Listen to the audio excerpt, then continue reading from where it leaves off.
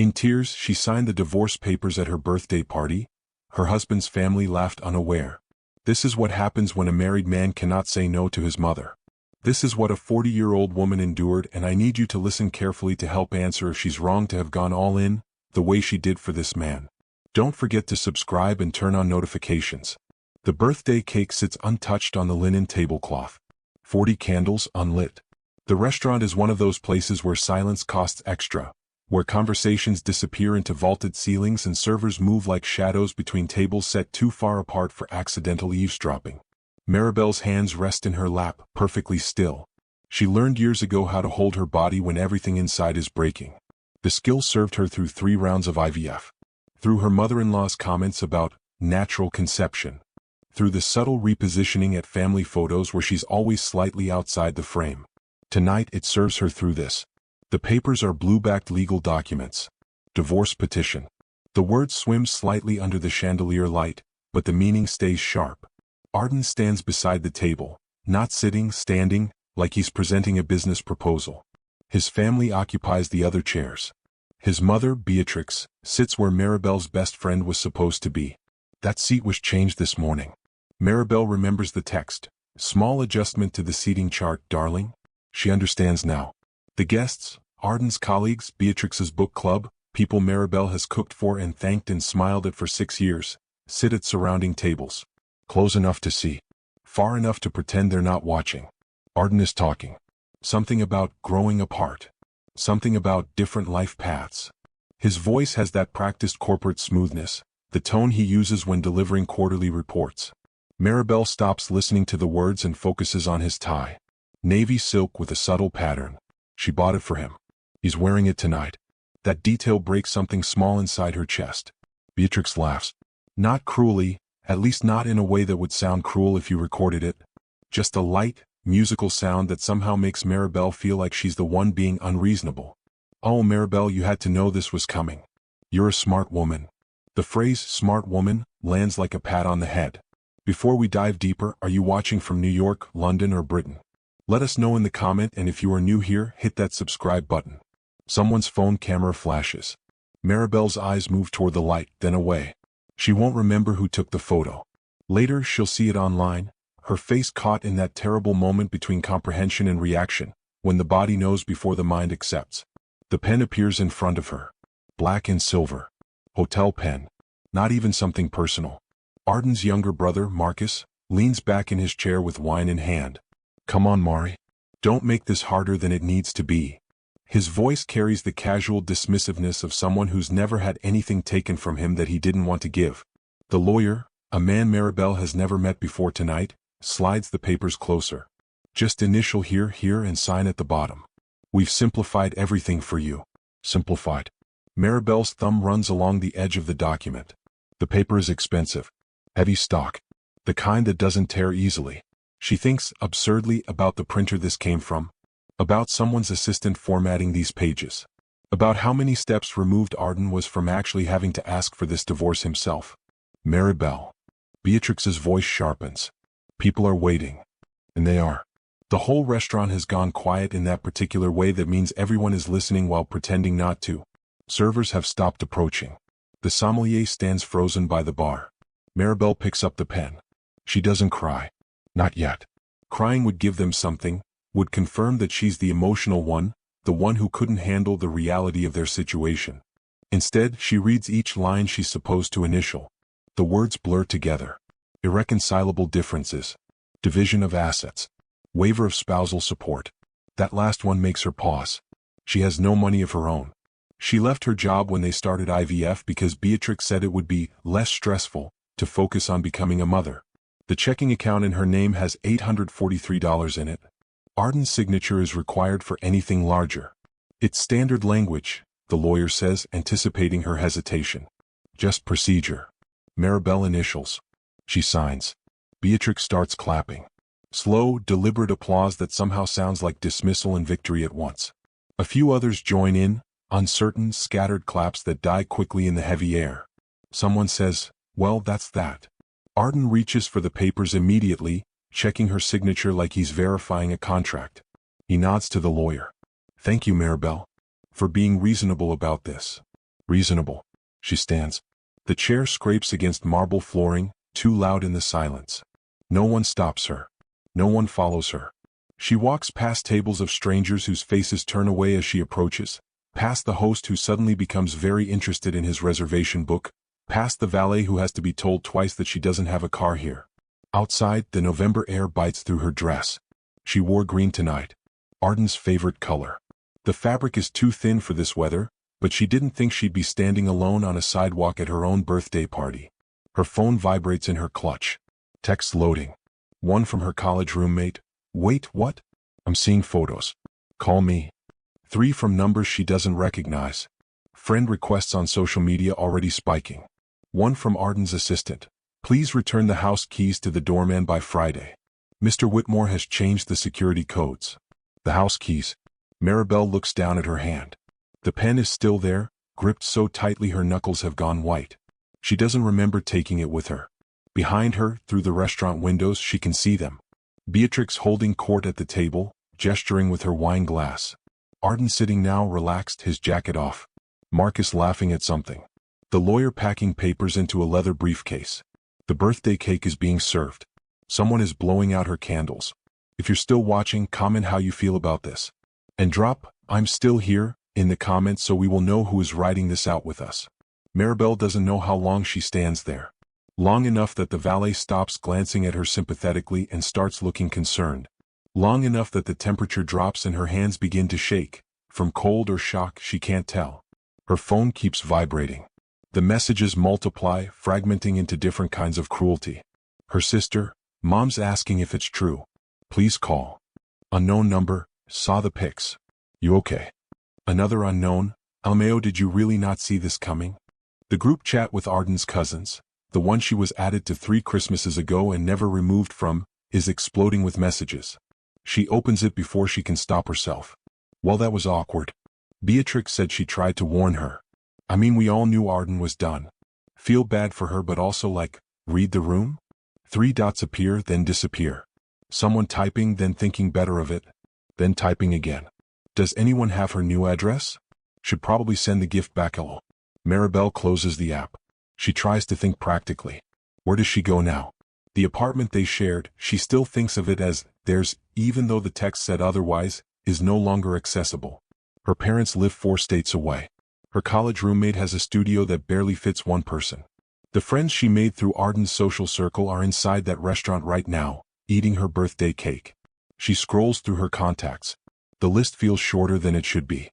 6 years of marriage has winnowed her world down to Arden's shape. His friends. His family events. His colleague dinners where she smiled and asked interested questions and never talked about her own abandoned career in archival research. There's a hotel 3 blocks away. She knows this because she walks past it every Thursday on the way to the volunteer shift Beatrix suggested she take up. Good for optics, Beatrix had said. Shows you're community-minded. Maribel starts walking. The sidewalk is emptier than it should be for 8:30 on a Saturday. November in this city means people stay inside, where it's warm, where birthday parties don't end in public humiliation. Her heels click against concrete. The sound is too loud, too definite. Each step announces, here is a woman alone, dressed for celebration, carrying nothing but a phone and a stolen pen. The hotel lobby is all glass and gold accents. The clerk looks up as she enters, and his expression shifts from professional welcome to careful neutrality. He's seen the photos, she realizes. Or he can simply read what's happened in her smudged mascara and 1,000-yard stare. I need a room, Maribel says. Of course. How many nights? She doesn't know. How long does it take to recover from this? 1, she says. Then reconsidering, maybe 2. ID and credit card, please. Her credit card. The one attached to the joint account. She hesitates, then hands it over. Goes through. Arden hasn't frozen it yet. Small mercy or just another procedural delay. Room 914. The clerk hands her the key card with a gentleness that somehow makes everything worse. Enjoy your stay, Ms. He trails off, glancing at the name on the reservation. Maribel Whitmore. Except she's not, is she? Not anymore. The papers were signed. How long until that name disappears from her credit cards, her medical records, the emergency contact form she filled out 6 years ago in careful handwriting? The room is generic corporate luxury. King bed. Desk. Chair. The kind of place designed for business travelers who need a clean surface to sleep on between meetings. She sets her phone on the nightstand and sits on the edge of the bed, still wearing her coat. The messages have stopped multiplying. Her sister has called 4 times. Her mother twice. Arden hasn't contacted her at all. She thinks about the timeline. How long was he planning this? The seating chart change happened this morning, which means Beatrix knew. The lawyer's presence means paperwork was filed days ago, maybe weeks. The simplified agreement suggests preparation, negotiation, decisions made in offices while Maribel was at home believing her marriage was simply going through a rough patch. There was a moment 3 months ago when Arden started working late more often. She asked if everything was okay. He said, just busy season. She believed him because believing him was easier than acknowledging what the distance meant. There was a moment 6 months ago when Beatrix suggested, unprompted, that Maribel might want to preserve her dignity by not being too clingy. At the time, Maribel thought she was talking about social etiquette. She wasn't. There was a moment a year ago when the 3rd IVF cycle failed and Arden said, maybe we should take a break from trying. Maribel heard break from trying for a baby. He meant break from trying at all. She's been living in a marriage that ended months ago without anyone telling her. Her phone lights up. Email notification. Subject line, account access update. She opens it. Automated message from the bank. Joint account converted to individual account. Primary holder, Arden Whitmore. Her access will be revoked in 72 hours. For questions, contact the account holder. Maribel sets the phone down carefully, precisely in the center of the nightstand. Then she lies back on the bed, still in her coat, still in her heels, and stares at the ceiling until the texture of the plaster becomes the only thing her mind can hold. Is this right by any standard? Should a woman ever had to go through this? What could she have done to prevent all this? Drop your suggestions in the comment. Morning comes too bright through hotel curtains. Maribel wakes fully dressed, her phone dead on the nightstand. She doesn't remember sleeping. The room is silent in that specific way hotel rooms are silent. Sound dampened by heavy doors and corporate-grade insulation, the world outside reduced to something distant and manageable. She plugs in her phone. While it charges, she takes a shower, standing under water hot enough to hurt. When she emerges, there are 43 new notifications. Most of them don't matter. Sympathy from acquaintances. Curiosity from strangers. One message from her sister, I'm on a flight. Land at 2. Don't do anything until I get there. Nothing from Arden. One email stands out. Sender, Whitmore Family Trust. Subject, transition arrangements. She opens it. The email is formal, written by someone paid to make cruelty sound like efficiency. It outlines what she's entitled to under the prenuptial agreement she signed 6 years ago, when she was 26 and in love and didn't think she needed a lawyer to review it because Arden said, it's just a formality. My mother insists. 2 months severance equivalent based on her pre-marriage salary. Access to Cobra health insurance for 18 months. Return of personal property itemized by the estate manager. A timeline. Vacate shared residence within 14 days, surrender keys and building access. Schedule pickup of belongings with 48 hours notice. The email ends with, please confirm receipt of this message and your understanding of these terms. Understanding. Maribel closes the email without responding.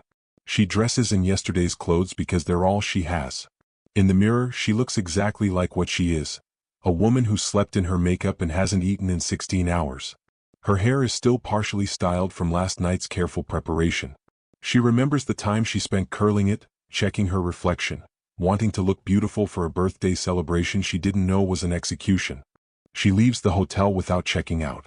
Let the credit card process another night. Let Arden see the charge and know she's still spending his money. The thought surprises her. It's pettiness, it's anger. She's never been a petty person. But then she's never had her marriage dissolved at her own birthday party while people took photographs for social media. Outside, the city is moving at Sunday speed. Couples walking dogs. Families heading to brunch. Normal people living normal lives where the worst thing that might happen today is cold coffee or a parking ticket. Maribel walks without destination. Her feet make decisions her brain doesn't want to process. Left at the corner. Straight through the park. Right where the coffee shop used to be before it became a bank branch. She ends up at the public library. It's open on Sundays, one of the few places in the city that still is. She climbs the steps slowly, each one requiring conscious effort. Inside, the main reading room is half full. Students studying. Elderly people reading newspapers. A mother reading to a small child in the corner. Maribel finds a computer terminal in the back. She logs in using her library card number, typed from memory because her wallet, with the actual card, is still in the apartment she can no longer access. She opens a search engine and types, Arden Whitmore. The results load. His LinkedIn profile. His company bio. 3 news articles about real estate developments his firm managed. Then newer results. From last night. Whitmore heir finalizes divorce at wife's birthday celebration. Brutal birthday, inside the party where marriage ended. The articles are thin on facts, heavy on speculation. They use phrases like sources say, and witnesses report, and dramatic conclusion to troubled marriage. One includes the photo, Maribel's face caught mid-signature, looking exactly as broken as she felt. The comment section is worse. Poor woman didn't see it coming. Actually, she seems pretty cold in all their photos together. NGL. Prenup probably means she gets nothing. LMAO. Why at a birthday party though? That's just cruel. Maybe she did something to deserve it. Maribel closes the browser. She sits at the computer for another 20 minutes, staring at the blank screen, until a librarian approaches gently and asks if she needs help finding something. No, Maribel says. Thank you. I'm fine. The librarian nods but doesn't quite believe her. Maribel can tell because the woman lingers, straightening nearby books unnecessarily, staying within help-offering distance. Finally, Maribel stands. She thanks the librarian again and leaves. Outside, her sister is calling. Maribel answers. Where are you? Jenna's voice is tight with worry and barely suppressed rage. I've been to the apartment. The doorman said you don't live there anymore. I've been calling for an hour. I'm at the library. Jenna pauses. Okay. Which one? I'm coming to get you. Maribel tells her. 20 minutes later, Jenna's rental car pulls up to the curb. She gets out, leaving the engine running, and pulls Maribel into a hug that breaks something loose in Maribel's chest. For the first time since last night, she cries. Not loud. Not dramatically. Just quiet tears that soak into her sister's jacket while people walk past them on the sidewalk, not looking, granting them the privacy of strangers' studied ignorance. Come on, Jenna says finally. I got us a hotel room. Better than whatever place you stayed in last night. You need food and sleep and then we're making a plan. I don't. I know. That's why I'm here. You don't have to know anything right now. In the car, Maribel looks out the window as the city slides past. They pass the restaurant from last night. The windows are dark. No evidence remains of what happened there. By next weekend, some other family will celebrate something in that same private room. The table will be reset. The candles will be different. Everything continues. Did you know? Maribel asks. That he was unhappy? Jenna's hands tighten on the steering wheel. I knew he was an asshole. I didn't know he was planning this. Beatrix knew. Beatrix is... Jenna stops herself. Takes a breath. Beatrix knew because she probably helped plan it. That woman has been trying to edge you out since day one. She said I should have seen it coming. Fuck what she said. The profanity lands in the quiet car like a stone in still water. Jenna almost never swears. Maribel looks over at her sister, really looks, and sees the same rage she feels reflected and amplified. I signed the papers, Maribel says. In front of everyone. I know. I didn't even read them. I know. The lawyer said it was simplified. Jenna's jaw works. She doesn't respond immediately. When she does, her voice is carefully controlled. We're getting you a lawyer. A real one. Someone who works for you, not for Arden's family. With what money? I have money. Mom and Dad have money. We'll figure it out. But Maribel knows what that means. Her parents are comfortable but not wealthy. Jenna is a teacher. Whatever lawyer they can afford will be facing the Whitmore family legal team. The same lawyers who drafted the prenup, who prepared last night's papers, who have been protecting Whitmore family interests for 3 generations. The hotel Jenna booked is nicer than the one Maribel stayed in. There's a suite with a separate living area. Jenna's suitcase is already on the luggage rack, clothes half unpacked. I'm staying as long as you need me, Jenna says. Already requested leave from work. You can't. I can and I am. Now sit down. I'm ordering room service and you're going to eat even if I have to feed you myself. Maribel sits. While Jenna orders food, Maribel's phone buzzes. Another email. This one from a sender she doesn't recognize, Calder Wynn. She stares at the name. Calder Wynn. She knows that name. From where? She opens the email. Ms. Whitmore? I was sorry to hear about the circumstances of your birthday celebration. We met briefly at the Archives Foundation Gala last year. You gave an excellent presentation on digital preservation. I'm reaching out because I may be able to help with your current situation, should you want assistance. I have some experience with families like the Whitmores. If you're interested, my contact information is below. No obligation. Just an offer. Respectfully, Calder Wynn. Maribel remembers him now. Tall, quiet. Stood in the back during her presentation and asked one extremely technical question afterward that showed he'd actually understood her work. They talked for maybe 10 minutes about preservation methodology before Beatrix appeared and steered her toward more important donors. She never saw him again. Didn't think about him again until now. Who's Calder Wynn? She asks. Jenna looks up from the room service menu. Calder Wynn? What? The Calder Wynn? I don't know. Is there at the? Yes. He's. Jenna sets down the menu. How do you know Calder Wynn? He just emailed me. Says he can help. We met at a gala last year. Jenna's expression shifts into something Maribel can't quite read. Maribel. Calder Wynn is a billionaire. Like actual fuck you money billionaire. He doesn't do tech or real estate or any of the normal rich guy stuff. He does leverage. Leverage? He finds pressure points and applies pressure. Legally, supposedly, but there are stories. People who crossed him end up regretting it in very public, very permanent ways. Maribel looks back at the email. The tone is polite, professional, almost gentle. It doesn't sound like leverage. It sounds like someone offering help. I don't need a billionaire, she says. No. But you need someone who scares the Whitmores more than they scare you. I'm not scared of them. Jenna gives her a look. Then why are you in a hotel room wearing yesterday's clothes instead of in the apartment you lived in for 6 years? Maribel doesn't have an answer. She reads the email again. Then, before she can talk herself out of it, she hits reply. Mr. Wynn, thank you for reaching out. I'm not sure what kind of help I need yet, but I appreciate the offer. If you have time to talk, I'd like to understand what you mean by families like the Whitmores. Maribel. She sends it before she can second-guess the informality of her sign-off. The reply comes in less than 2 minutes. Tomorrow, 10 a.m., Riverside Cafe on 4th. My treat. Come alone or bring someone. Your choice. See. Maribel shows the phone to Jenna. Well, Jenna says, I guess we're meeting a billionaire tomorrow. The Riverside Cafe is not what Maribel expected. It's small. Genuinely small. Maybe 10 tables, half of them occupied by people who look like neighborhood regulars. The coffee is served in mismatched mugs. The pastries are displayed in a case that's seen better decades. Nothing about it suggests money. Calder Wynn sits at a corner table reading an actual newspaper, physical paper, not a tablet. He looks up when Maribel and Jenna enter and stands. The gesture is automatic, old-fashioned in a way that seems natural on him rather than performed.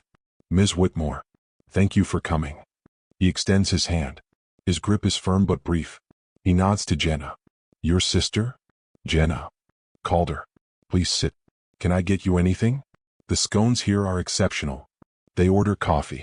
Calder orders scones for the table without asking, which should feel presumptuous but somehow doesn't. When the server leaves, he folds the newspaper precisely and sets it aside. I'm going to be direct, he says, because I imagine you're tired of people talking around things. You signed a bad agreement under duress in front of witnesses. The Whitmore family is relying on that signature to limit their financial and social exposure. They're counting on you being too embarrassed or too resource-constrained to fight it. Maribel says nothing. Neither does Jenna. Calder continues. I reviewed the prenuptial agreement you signed 6 years ago. It's draconian. Enforceable, probably, but draconian. The severance offer you received yesterday is about 20% of what any reasonable court would award given the length of your marriage and your career sacrifice. How did you? Maribel stops. You reviewed my prenup? Public filing once the divorce petition was submitted. I have good lawyers who move quickly. Jenna leans forward. Why do you care about this? Calder shifts his attention to her. That's a fair question. The honest answer is that I don't like bullies, and I especially don't like bullies who use money and social position to humiliate people who trusted them. The Whitmores have been doing this for 3 generations. Arden is the 4th. Doing what? Maribel asks. Strategic disposal of inconvenient spouses. Usually women, always someone with fewer resources. The pattern is consistent. Whirlwind courtship, airtight prenup, a few years of marriage, then an exit choreographed for maximum social impact and minimum financial obligation. He slides a folder across the table. Maribel opens it. Inside are news clippings, court records, social media archives. She sees Arden's father's name attached to a divorce from the early 2000s. The ex-wife, a former model, photographed leaving the courthouse alone. Settlement amount undisclosed but described as modest. She sees Arden's uncle's name attached to 2 divorces. Both ex-wives disappeared from public record within a year. She sees a pattern. They do this, she says slowly. They do this, Calder confirms. The birthday party gambit is newer. Beatrix's innovation, from what I can tell, creates social pressure, generates sympathy for Arden as the man who tried to make it work, and gives them photographs to shape the narrative if needed. That's sociopathic, Jenna says. It's strategic. And it's legal, which is what matters to them. Maribel looks at the documents. She sees herself in these other women. The same isolation. The same financial dependency. The same sudden public ending. What would you do, she asks. If you were me? Calder leans back. If I were you, I'd recognize that you're not just fighting for a better settlement. You're fighting against a system designed to make you disappear quietly. The Whitmores have money, lawyers, and social capital. What they don't have is accountability. And you can provide that? I can provide leverage. I can make fighting you more expensive than settling fairly. I can make their usual tactics backfire. But, he pauses. This isn't clean. It's not going to be a courtroom drama where truth wins. It's going to be pressure, counter-narrative, and strategic exposure of things they prefer to keep private. All legal. All necessary. But not comfortable. What do you want in return? Jenna asks. Calder almost smiles. I want the Whitmores to stop doing this to people. Your sister is the 4th woman in 7 years. If we make this costly enough for them, maybe she's the last. Maribel thinks about the woman in the photograph. Arden's father's ex-wife, standing alone on courthouse steps. She's wearing a coat too thin for the weather. In the photo, she's looking down, face half hidden. Maribel wonders where she is now. Whether she recovered. Whether she thinks about that day. How do we start? Maribel asks. Calder reaches into his messenger bag and pulls out a business card. You start by calling this lawyer. Her name is Diana Chin. She specializes in unwinding complicated prenups. She's expensive, but I've retained her already. She works for you, not for me. What she advises, you follow or ignore as you choose. I can't afford. It's handled. Consider it an investment in making the Whitmores uncomfortable. Jenna is watching Calder with an expression that's half suspicion, half reluctant admiration. You do this often? Ride in to rescue wronged ex-wives? No. I pick my battles carefully. This one matters because the Whitmores have been consequences-free for too long. And, he looks at Maribel. Because your presentation last year was genuinely brilliant. I funded the Archives Foundation because I believe in institutional memory. People who understand preservation understand what gets lost when powerful people rewrite history. You understand that? So yes, I'm invested in making sure you don't get erased.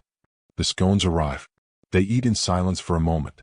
Finally, Maribel says, what happens now? Now you call Diana. She'll start by demanding the full financial disclosure the prenup requires. Arden's team will resist. We'll apply pressure. They'll try to manage public narrative. We'll counter. It escalates until they realize settling fairly is cheaper than continuing. How long does that take? Months. Maybe a year. It's not fast. Maribel thinks about a year of this. A year of lawyers and pressure and public attention. A year of being the wronged ex-wife in news cycles and comment sections. Then she thinks about the alternative, taking the settlement, disappearing, becoming another woman in another photograph, alone and erased. Okay, she says. Okay. Let's make them uncomfortable. Calder nods once. I'll set up a meeting with Diana for tomorrow. In the meantime, document everything. Every communication from Arden or his family. Every access they've blocked. Every asset you contributed to that they're claiming as separate property. Build the record. I don't have access to most of our accounts. You will. Diana's first move will be a motion for preliminary financial relief. Judge will grant temporary support pending full settlement. Standard procedure, but the Whitmores will hate it because it signals you're fighting. Good, Jenna says. Let them hate it. After the meeting in Jenna's rental car, Maribel is quiet. You okay? Jenna asks. I'm not sure. This feels big. It is big. But so was what they did to you. What if it doesn't work? Then at least you tried. At least they had to sweat a little. That's more than those other women got. Maribel nods. She looks out the window as the city passes. They drive past the restaurant where it happened. The windows are bright now, afternoon sun catching the glass. Another party, another celebration, another moment happening in that room that has nothing to do with her. She wonders if Arden ever thinks about what he did. Whether he sleeps fine at night, whether Beatrix congratulated him on the execution, whether Marcus has already forgotten her name. Then she stops wondering. It doesn't matter what they think. What matters is what happens next. Her phone buzzes. Email from Diana Chin. Ms. Whitmore? Calder briefed me. I've reviewed your documents. We have a strong case for challenging the settlement offer. Available tomorrow at 2 p.m. to discuss strategy. In the meantime, do not sign anything, do not agree to anything verbally, and do not communicate with Arden or his family except through writing. Forward me everything you receive. Looking forward to working together. Diana. Maribel forwards the email to Jenna, then screenshots it for her own records. She's building the record now. Documenting everything. Becoming the kind of opponent the Whitmores didn't expect. It feels, for the first time since Saturday night, like something other than free fall. Feels like traction. If you are interested in what happened next, comment part 2 because you need to know how this ended. We need to stop here. Not because the story ends, it doesn't, but because there's a question underneath all of this that we haven't confronted directly yet. At what point does cruelty become strategy? The Whitmores aren't cartoon villains. They don't wake up plotting how to destroy lives. They attend charity galas. They donate to foundations. Beatrix volunteers at a women's shelter, which is such a perfect irony it would be funny if it weren't true. But they also built a system. A repeatable system for removing people from their lives when those people become inconvenient. And they did it legally, procedurally, in ways that never quite crossed the line into actionable harm. Think about what that requires. It requires treating a marriage as a limited-term contract with exit clauses negotiated before love even begins. It requires watching someone build their life around you while knowing you've already planned the demolition. It requires looking at your son's wife across a birthday dinner table and thinking, this is the most efficient venue for ending her claim to family resources. That's not impulse. That's architecture. Maribel spent 6 years inside that architecture without seeing it. She thought she was building a marriage. They knew she was serving out a term. The information asymmetry wasn't accidental. It was load-bearing. And here's what makes it worse. It's not illegal. The prenup was signed voluntarily. The divorce was initiated through proper channels. The settlement offer, while stingy, meets the minimum legal requirements. If Maribel had simply accepted it, walked away, disappeared into whatever smaller life she could afford, the Whitmores would face no consequences at all. The system protects them precisely because they understand the system better than the people they harm. Calderwin understands this too. That's why he's involved. He recognizes that fighting the Whitmores isn't about justice in any cosmic sense. It's about making the cost of their cruelty exceed its benefits. But here's the question I want you to sit with. What if Maribel had no access to Calderwin? What if she'd never given that presentation, never caught his attention, never received that email offering help she couldn't otherwise afford? She'd take the settlement. She'd disappear. She'd become another name in a pattern no one bothers to track because the women it happens to don't have the resources to make noise. The Whitmores would continue. Another courtship. Another prenup. Another birthday party or anniversary dinner or carefully staged public moment where humiliation masquerades as clarity. Money doesn't just buy comfort. It buys distance from consequence. It buys the ability to architect someone else's pain and never feel the impact yourself. Arden sleeps fine. Beatrix is already planning her next charity luncheon. Marcus has forgotten Maribel's face. And somewhere, right now, there's probably another young woman being courted by another Whitmore. She thinks she's special. She thinks love will protect her from the fine print. She's wrong and no one is going to tell her until it's too late. That's the system. That's what wealth defends. Not just money, the right to harm without accountability, to plan suffering as strategy, to treat people as term-limited assets. The others didn't. Don't forget to subscribe and like if you enjoyed this story and turn on notifications for part 2. Thanks for watching. Remember to share with someone who needs to hear it.